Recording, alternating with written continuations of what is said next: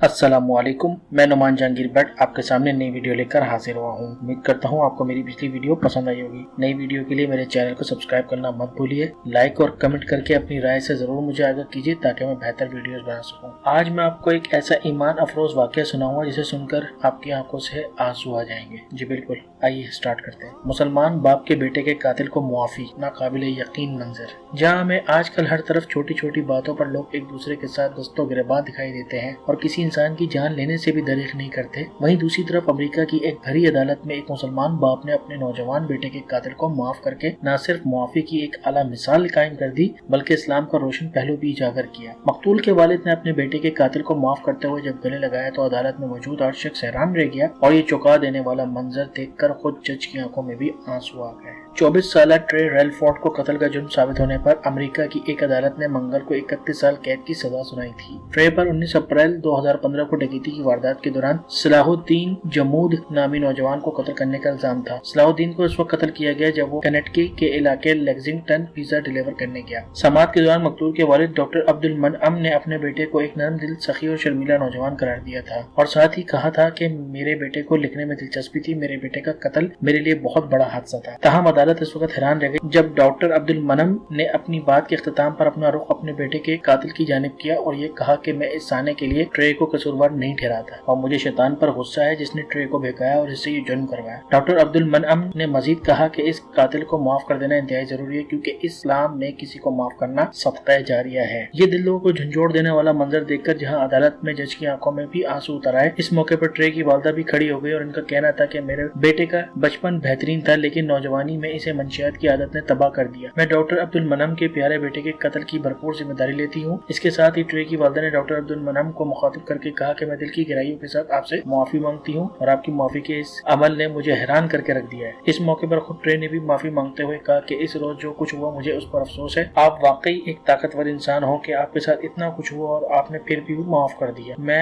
आपके दुख दर्द का अंदाजा भी नहीं लगा सकता और मैं आपकी जानिब से दी जाने वाली माफी पर आपका शुक्रगुजार हूँ। इस सब के इख्तिताम पर डॉक्टर अब्दुल मनअम ने शर्मिंदगी से 2-4 ट्रे को गले लगा लिया। इस मुकदमे में तमाम इशारे ट्रे के खिलाफ थे और यही साबित हुआ कि डकैती की वारदात, आला कत्ल की फराहमी और सबूतों को मिटाने के जुर्म में ट्रे ही मुलव्विस था। मकतूल सलाहुद्दीन के वालिद डॉक्टर अब्दुल मनअम मुल्क भर में मौजूद इस्लामिक स्कूलों के प्रिंसिपल के तौर पर अपने खिदमत सर अंजाम दे रहे थे लेकिन अब वो थाईलैंड में रिहाइश पजीर है, जबकि सलाहुद्दीन की वालदा का इंतकाल सलाहुद्दीन के कत्ल से 2 साल कबल 2013 में ही हो चुका था। उम्मीद करता हूँ आपको ये ईमान अफरोज वाकया पसंद आया होगा। मजीद वीडियोस के लिए मेरे चैनल को सब्सक्राइब करना मत भूलिए। बहुत बहुत शुक्रिया।